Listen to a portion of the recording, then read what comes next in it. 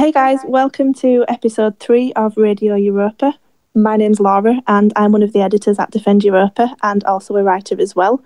I'm just standing in for William today, who unfortunately can't make it.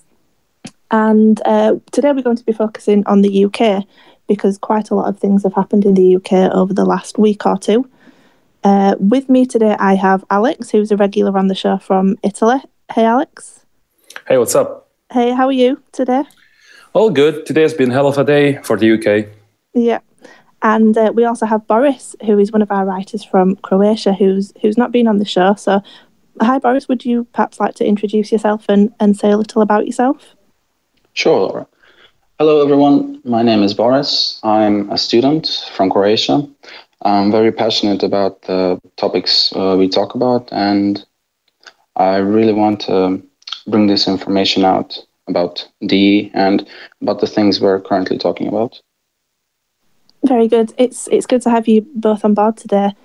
So as I mentioned, we're going to be focusing on the UK. We're going to talk about very briefly about the situation with Brittany Pettibone, Martin Sellner and Lauren Southern, but rather than focus on their story, because a lot of outlets have reported it, we're going to talk more a kind of an overview of hate speech and wrongthink in the UK. We're also going to talk about Telford and the grooming gang scandal there, and we're also going to finish on something a bit more positive, and we're going to talk about self-improvement. So just to go back to the story of Brittany, Martin and Lauren, I mean, everybody who's listening probably knows what happened there, but they were basically stopped when they entered the UK, and Martin and Brittany were detained, and then for a few days actually, and then sent back home. Lauren Southern was also detained and held under the Terrorism Act and then sent away from the UK as well. But today, actually just a couple of hours ago at the time of recording this, Tommy Robinson actually did Martin Sellner's speech in the UK. Alex, did you watch the speech? Can you perhaps tell us how that went and if there's any new information about that? Yeah, I managed to follow the stream from the start to the end.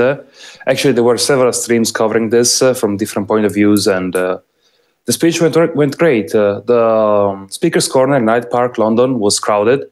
There were thousands of patriots and people, even just freedom of speech activists, that supported Tommy's and Martin's speech, and it was just simply great. And I think it's an historical moment, not just for the UK, but for the whole Western society, because for once people are standing up.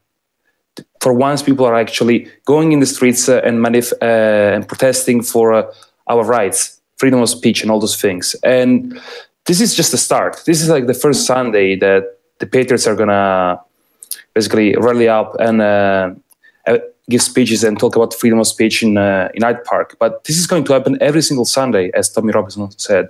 And in a way, this is some kind of reconquista of the park, of Hyde Park, of Speaker's Corner, which is an historical place that used to be basically where enlightened people, poets, political thinkers, like even Karl Marx or Orwell, went there to speak. But in the last years, the place was basically colonized by Muslims. Even nowadays, if you go there, 90% of the people there are speaking about Islam, Sharia, and all those things.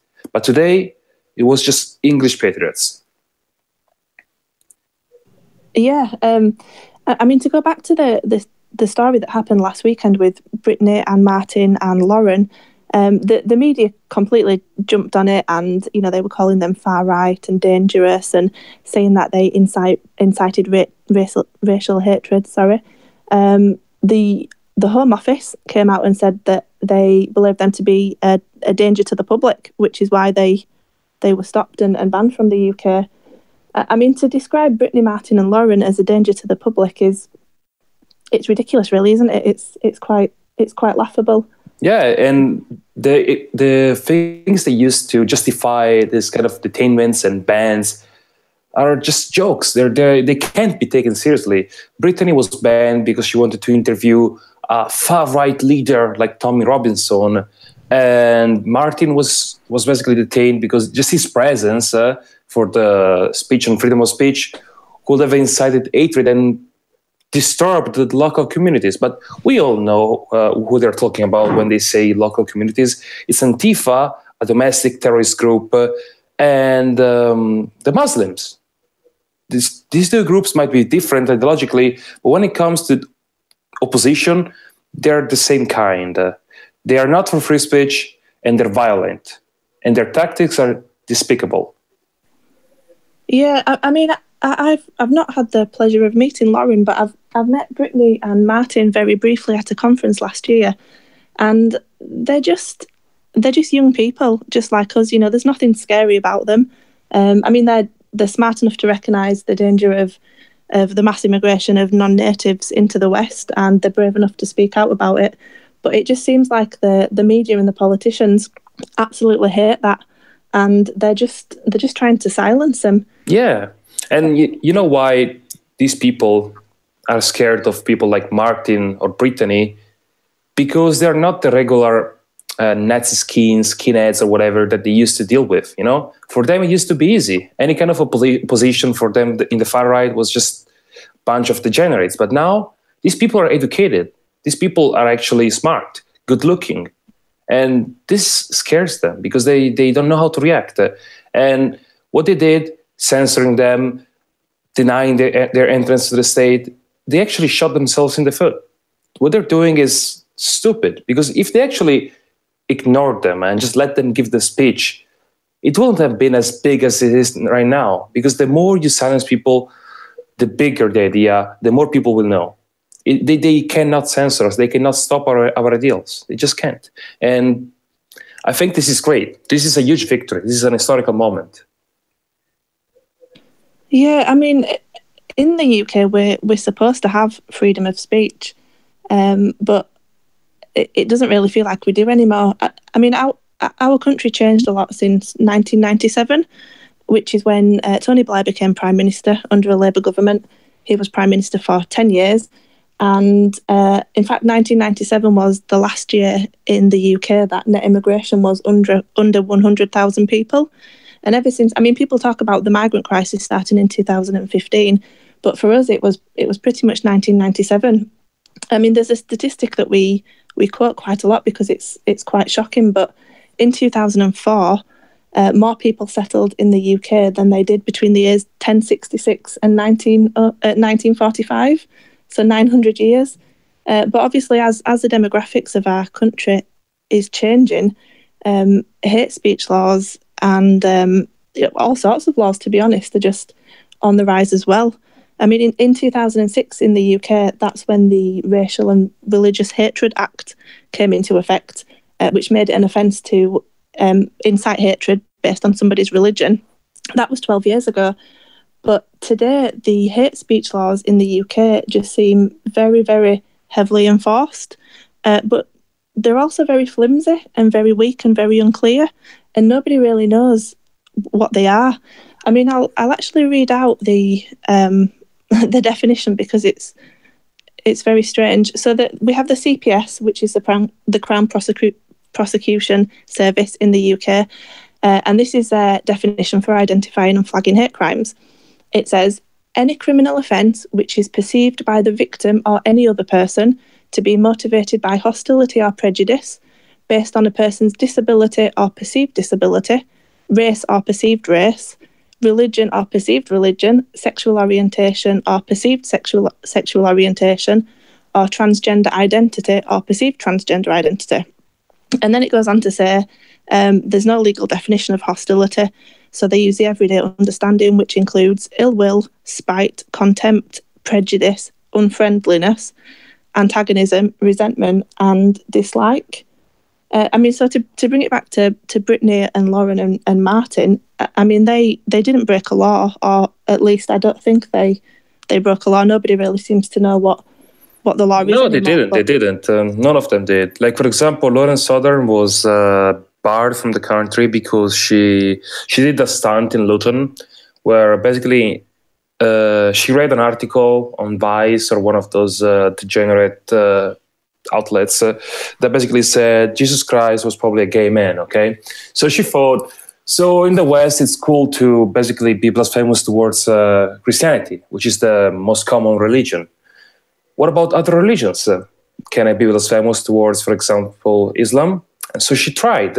She went to Luton with some other English activists, and she was like giving away flyers they were basically LARPing as leftists, and they were giving flyers, like rainbow flyers with written on them, Allah is gay or something like that, okay? Nothing too big, but basically Allah is gay. And we all know what Muslims think about gay people, Muslim things, right? And what happened is basically the police arrived, and even though they didn't commit a crime, the material was taken by the police, and they were basically ordered to leave. And this was used basically as an excuse to ban her from the country, because this was apparently a racist act. But as far as I know, Islam is not a race. You can be a Muslim and be white, Asian, African, whatever. It's an ideology, a very dangerous kind of ideology, but it's an ideology. It's not a race. And so, laws don't matter in the UK. If they want you out, you're gonna be out. They don't care. And this is why both Brittany, Martin, and also Lauren will sue the UK. They released a vlog this morning, I think, or maybe yesterday evening, something like that, saying that they're going to do something legally about this. And hopefully they will succeed, because this is unacceptable. As you said, these laws do not even exist. Like, even the policemen don't even know what they're supposed to do with it, because it's not clear. Like, the line is not drawn. So the interpretation of the person basically declaring the crime will basically decide if you're going to jail or not, if you're getting the police for your tweet or not. This is really like 1984. I know it's boring. I know everybody says this, but we need to keep saying this, because that book called this out ages ago. Yeah, I mean, they use the description that I just read out. They use the word perceive. So, I mean, it could be that you don't actually do anything wrong, but somebody perceives you as doing something wrong, and therefore it's a hate crime. I mean, in the UK at the minute, we're completely walking on eggshells. You're afraid to say anything. You don't know if something's a hate crime or breaking the law or not. I mean, I'd be interested to hear a comparison between what it's like in the UK and the country of you guys. In Italy, Alex, are there any hate speech laws, or is it a lot more relaxed over there? It's definitely a lot more relaxed, but basically the left, as always, we find the same kind of individuals everywhere, has been trying in the last years to introduce some kind of anti-fake news / anti-hate readership in the state, but it hasn't worked so far. But still, if you insult a politician or do something in spite of them, and the thing you do might be a bit too vulgar or dangerous, they can send the police to your house. Like, it really never happens, but it can happen. Like, for example, an old guy from Cosenza in Calabria made a Photoshop with basically the head of one of the leftist main politicians called Laura Boldrini, with basically her head was chopped off, and the text said, sooner or later, your beloved Nigerians will do this to you, which was very gory. And she got, of course, shocked by this and sent the police to the house of the man, which was searched. But in the end, he wasn't charged of anything, because we don't really have laws for this.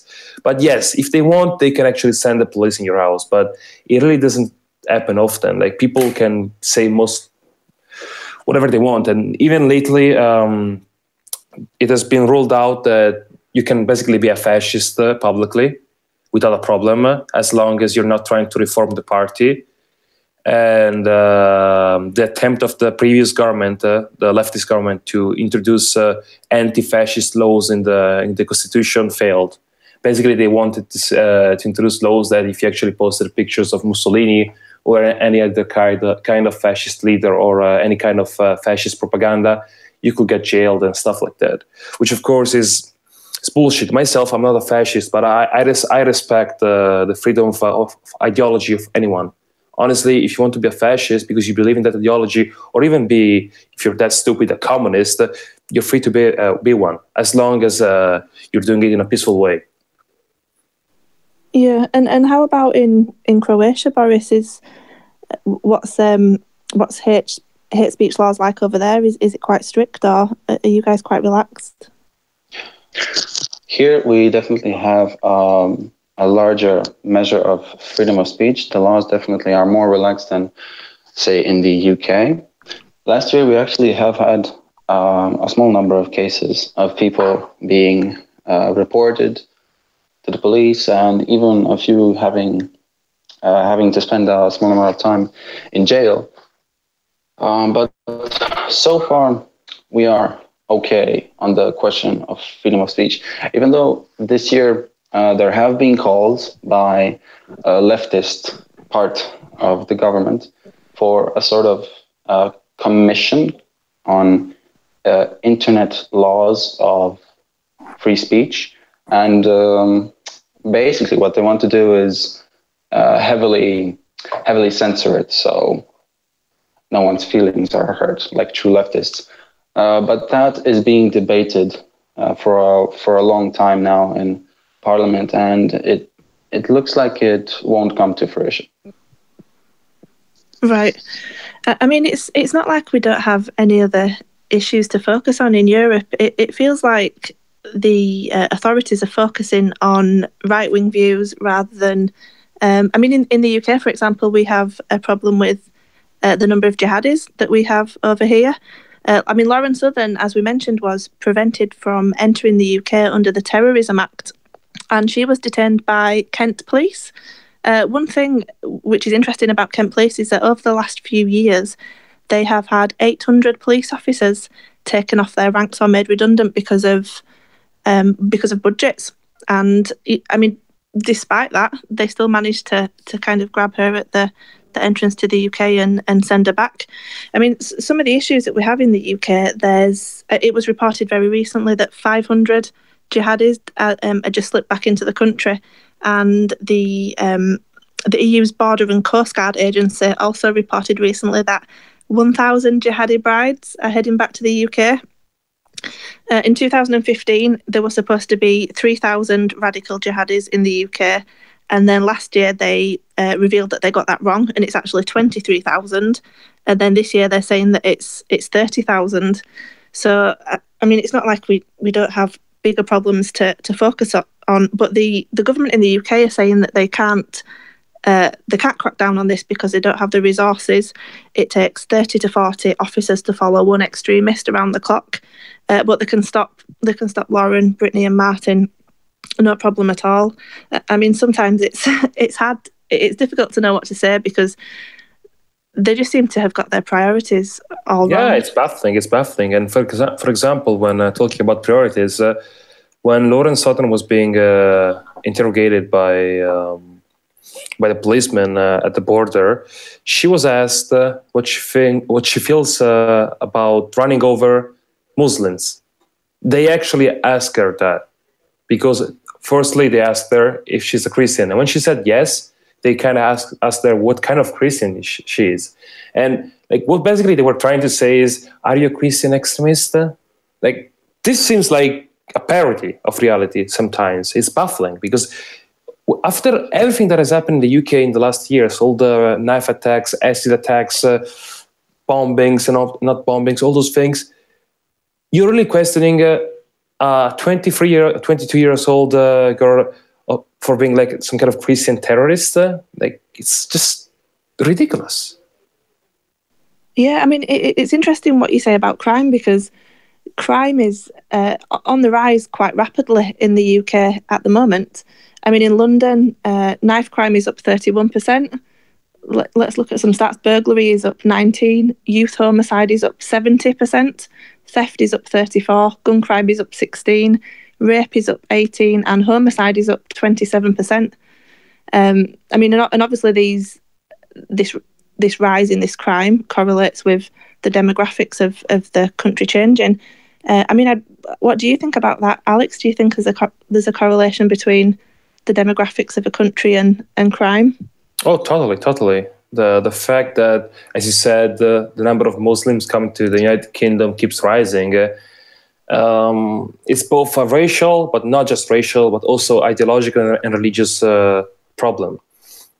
Especially in the city of London, where our beloved Mayor Khan is currently leading the city, the knife crimes are rising up in a crazy way, and also the acid attacks, especially on white women, which are often the easiest target of this kind of violent and often Muslim men.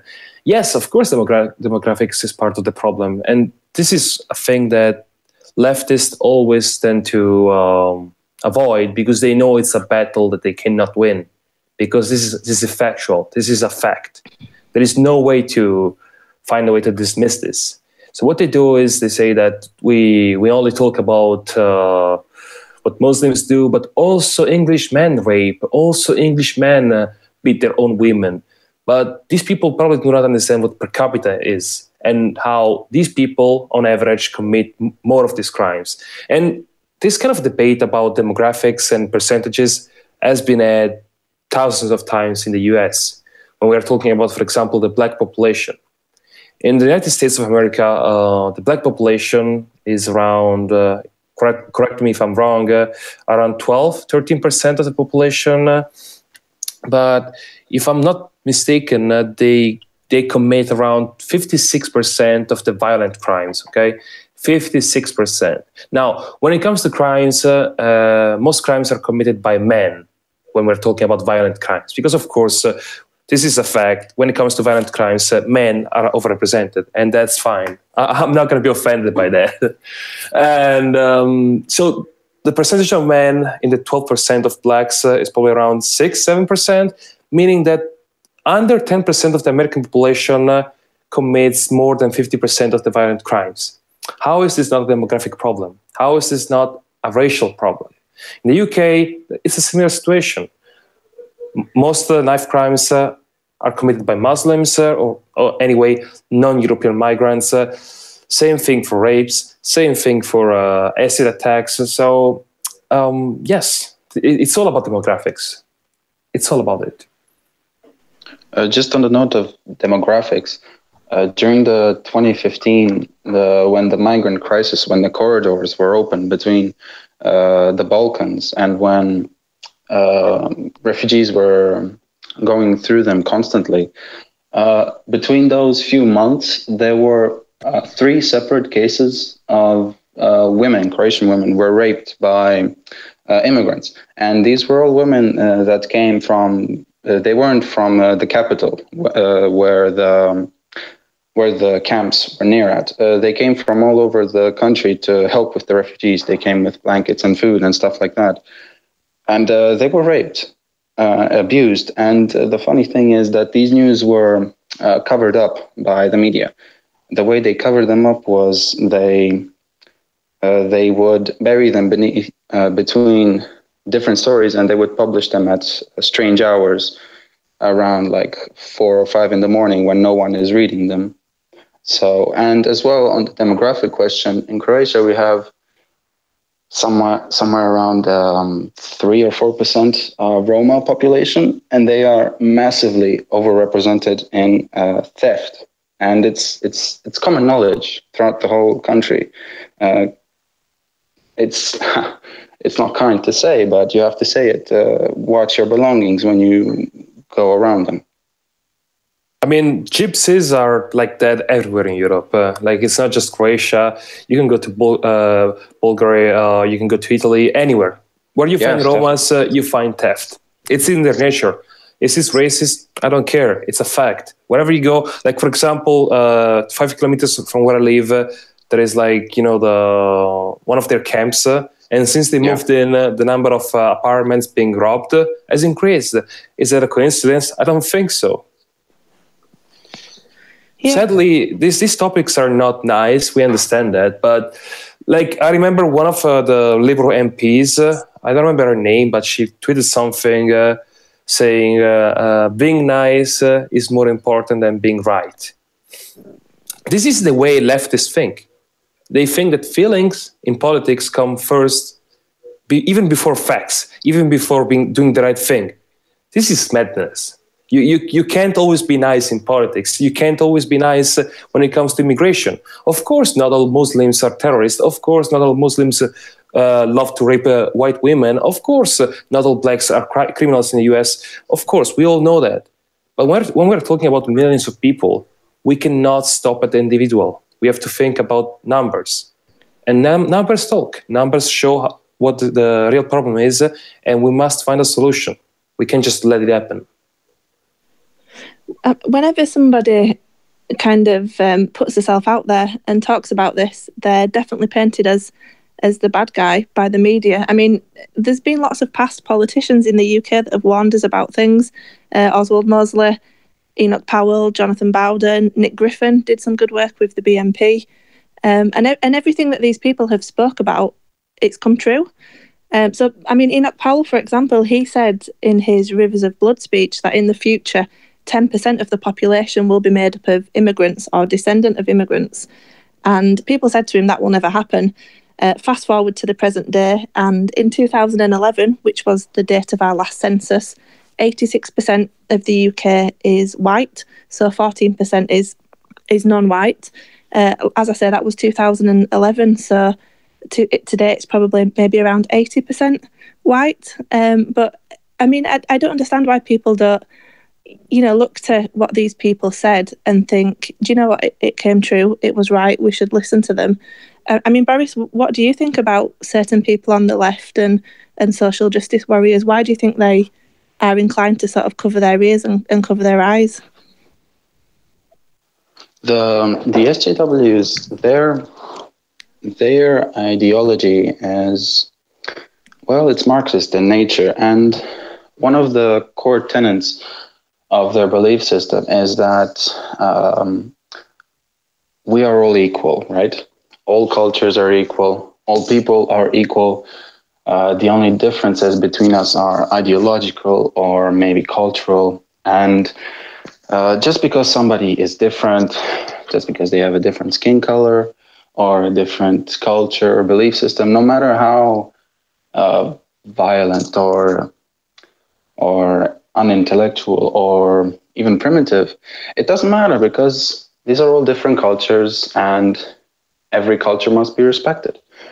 So they do everything in their power to cover up the problems that different cultures create in the West. And the thing we have to understand is that people, there's two parts to every person's identity. There's their ethnic identity and their cultural identity. The cultural identity comes from their ethnic identity. And these two things are very, very difficult to change. So the idea of integration is, on its surface, it's a nice idea, but when in the real world, it is very, very difficult to achieve. Yeah, it feels like there's kind of two groups of people out there. There's the people that just don't believe what we're saying, and then there's the people that do believe what we're saying, but they don't care, or they don't think they can change it. I think we have quite a bit of work to do there to convince them otherwise. One thing that I wanted to talk about, just to go back to the Brittany Pettibone and Martin Sellner story. So Brittany did her interview with Tommy Robinson in Austria, I believe, because she wasn't allowed to do it in the UK. And Tommy actually revealed in that interview that he was approached by two men from the Metropolitan Intelligence Bureau, and they said to him, you can help us unite the right, and you can work with us to, whenever there's a terror attack in the UK, you can help us to control the response. So the people that are in charge in the UK are wanting to control the right-wing response to terrorism. And, you can think whatever you like about Tommy Robinson. I mean, he's pro-Israel, or at least he comes across like that. But in this situation, I think he handled himself rather well. He's probably put himself at risk by not wanting to do that, but going public about it. I mean, Alex, why do you think they want to control the response to terrorism in the UK or in Europe, perhaps? I mean, it's nothing new, the fact that governments have been infiltrating and manipulating the right wing for the last 70 years. We all know about all CIA and FBI things happening in the US, and similar things must happen in the UK and also Europe. Why do they want to do this? Because they know that populism is rising. And honestly, I think that they're not going to make it. I think they're too late. And I'm glad they're too late, because they didn't realize the potential that we had. You see, I strongly believe that if an idea is strong, well planned, and right, one day, sooner or later, it will happen. And this is happening right now. And these people, they're trying to do this to kind of slow down the populist revival. It's happening, and they can't stop it. Yeah, I mean that quite nicely leads us on to the second topic, which is Telford, because Tommy Robinson's done some great work with regards to Muslim grooming gangs in the UK. So I think it was last week or maybe 2 weeks ago, it was revealed that there is a new grooming gang scandal in the UK. It's Telford. Up to 1,000 girls have been groomed and raped and beaten, including 3 girls and their family members who were murdered.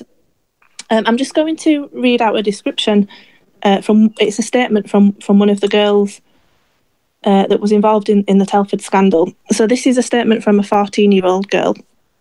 She said, "Night after night, I was forced to have sex with multiple men in disgusting takeaways and filthy houses. I must have been getting the morning after pill from a local clinic at least twice a week, but nobody asked any questions. I fell pregnant twice and had 2 abortions. Hours after my second termination, I was taken by one of my abusers to be raped by more men. The worst moment came just after my 16th birthday, when I was drugged and gang raped by 5 men." And then she goes on to say that days later, the man turned up at house and said, "If you tell anybody about this, we'll burn your house down." I mean, this is an epidemic in the UK at the moment. It's not unique to Telford. I mean, just before recording this, I did a little bit of research to see where else we'd had grooming gang scandals. There's Telford, Rotherham, Rochdale, Oxford, Peterborough, Aylesbury, Newcastle, Bristol, Derby, Keighley, Halifax and Banbury. They're just the ones that I found in about a couple of minutes. I mean, I'm from Leeds, and we had one in Leeds as well. I mean, reports are saying that it's up to 1 million girls in the UK that have been affected by this. In Telford, just to give an example, 200 people have been identified as being the perpetrators involved in that, but only 7 of them have been imprisoned. I mean, we know from the media, to be honest, at first they wouldn't talk about the ethnicity or the religion of the perpetrators or the victims. Now I think it's happened so much that they're coming out and saying Asian. When we say Asian in the UK, that means Pakistani or Muslim. It doesn't mean, Chinese or Japanese, but it is predominantly Pakistani Muslim men that are targeting white working class girls. The authorities, not just the police, but social workers as well, have been letting the girls down. They're scared of being called racist, so they're not coming forward and reporting this or talking about it.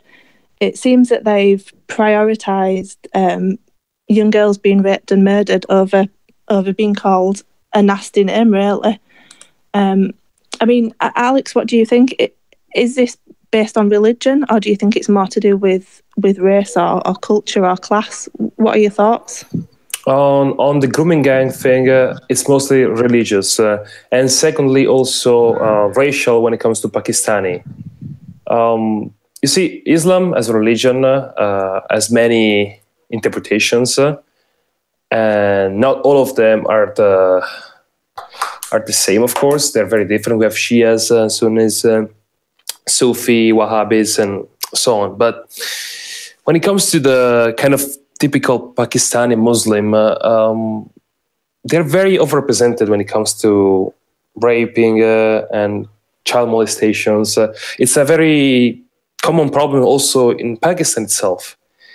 And honestly, I don't think there is a solution, because these people have been doing this for so many years in the UK. And as you said, Telford, Rotterdam, the police has been covering these disgusting acts over because they're too scared of being called racist. But you see, these people, even though they're victims themselves of the fucked up society that we're living in, where basically if you've wrong thing, you're going to be labeled as something, and that label is going to stick to you for the entirety of your life. This doesn't excuse them. They're cowards. These people prefer to keep themselves safe and just let these girls getting raped and drugged and all those things. And honestly, I wish there was some kind of way of implementing a law, some kind of treason only for these people. Because if you're a policeman and you're not doing your job, you're not protecting your own citizens, especially young girls, you deserve no respect. You deserve nothing. It's a shame. It's disgusting. The media seem very, well, not just the media, but the politicians as well, seem very reluctant to be honest about the fact that it's Pakistani Muslim men, mainly, targeting white working class girls. Boris, why do you think that is? And what sort of damage do you think that's causing, them not being honest about it? Well, the reason the media specifically are reluctant to reveal that information is because they're on a payroll. And they have, most of them, the media, they have an ideology of a multicultural utopia. But half of them don't realize it's, half of them don't care, but multiculturalism never works. And another reason, the damage that this is causing is huge. The problem with the Pakistanis specifically, but also broadly Muslims across Europe and broadly the non-whites, is when they rape any women, but specifically underage girls, they are signaling something. They're saying this is their territory, this is their turf, we have come here, we are trying to take this land, this is ours, you cannot do anything to us. And the police specifically, they are scared of revealing this for two reasons. One, their payroll. The other reason, that they will be branded as racists and whatever. But I agree with what Alex said before, in that when there are, across the whole country, this many cases of rapes, and especially these horrifying cases of young girls being raped, beaten, even murdered, and in such huge numbers and across so many places, and that so many of the police officers don't say anything. I agree, there should be some sort of law. First of all, they're not doing their job. There's no reason to pay them. And second of all, they are betraying the trust of the public. And what are the two words you see on a police car? It's trust and protection, right? Where's the trust? Where's the protection? Yeah, I mean, what do you guys think the general public think of this? Do you think that they're kind of...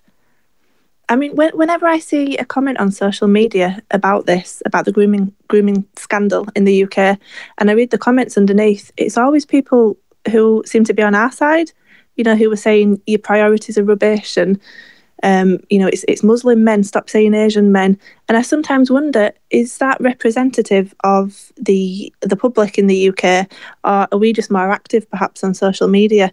What do you guys think? I would agree, definitely.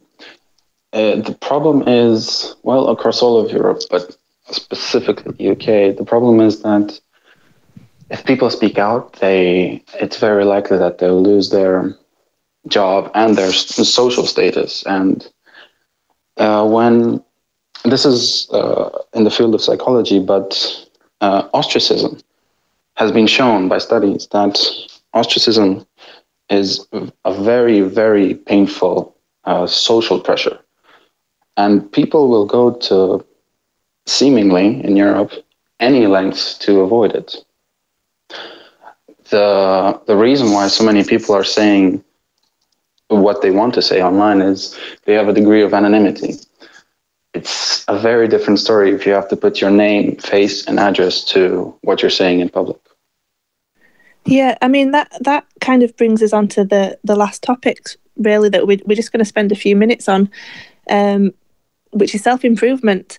And I hate to use this word, but optics as well, because I think, in this community, we focus a lot on the effect of the Great Replacement and the migrant crisis, and we perhaps don't focus enough on maybe the cause and why it's happening, but also solutions as well.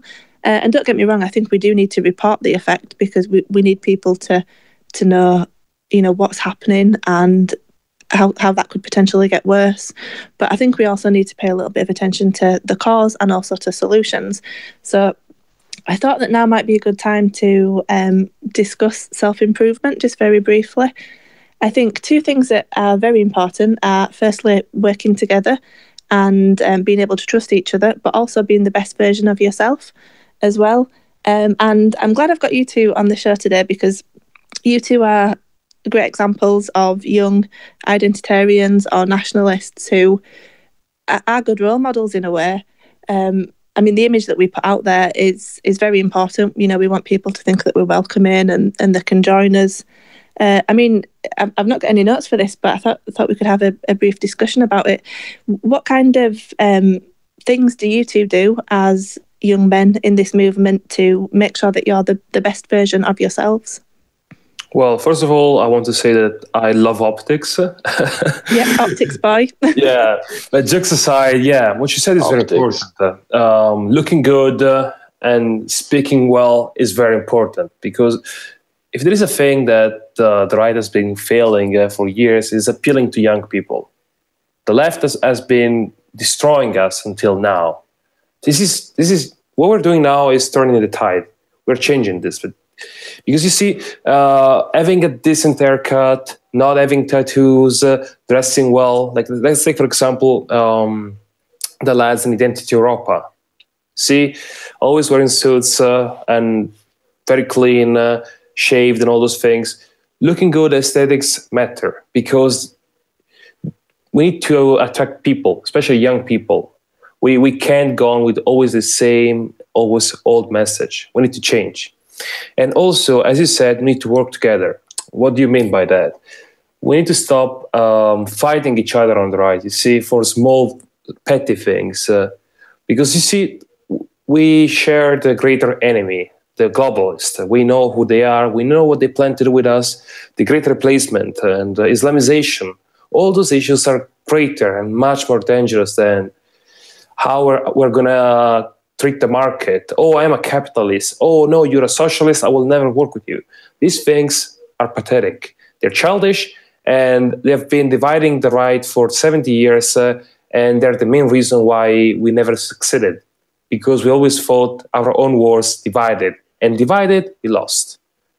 Yeah, I mean, there is a lot of petty infighting in this community at the minute, and I always try not to get involved with it. And I think avoiding drama and maybe being too hospitable is two things that we can definitely do to look good. I mean, do you think that self-improvement is different for men to what it is for women? What do you guys think? In a way, yes, but when it comes to the individual personal improvement, like, for example, reading books and doing physical activity, both genders can do that, and both genders should do that, because you see, reading books, like, for example, Why We Fight, the book that we discussed last episode, it's very important, because you see, culture is a weapon. Books are a weapon. They're a very mighty weapon nowadays. Reading is very, very important about all topics, not just one. You can see some people maybe get into politics and just read about politics, but people should read about everything. You see, from health to politics to economics, because culture is what we need to form and create greater individuals that in the future will lead us. And when it comes to physical activities, both genders can do that. Being fit and healthy, having a good diet, not eating junk food, and overall behaving like a decent human being, everybody should do that. Yeah, I mean, Boris, do you have anything to add to that? Yes, definitely. So, 2 points. The first one is definitely on self-improvement and optics. Of course, like Alex, I am very attuned to the optics question, if we can call it that. Being presentable and showing a good image of what we want to achieve is the way we can appeal to anyone, but definitely we want to appeal to younger people because they are the ones who will bring about change. And on the other question about self-improvement, there's many things both genders, of course, can do. Reading books, exercising, working together, definitely, trying to form communities with. What I mean by that is it's trying to find like-minded people and simply just trying to get more in tune with the question and working together to fight, well, of course, the globalists. Yeah. Well, I think it's nice to finish on something positive. I think that's probably, we should leave it there for today. Thank you both for coming on the show, and I hope I did an okay job. Obviously, William will be back again in 2 weeks. But thank you for listening as well, if you listened, and give us a subscribe on YouTube. That's it. So thanks, guys, and bye for now.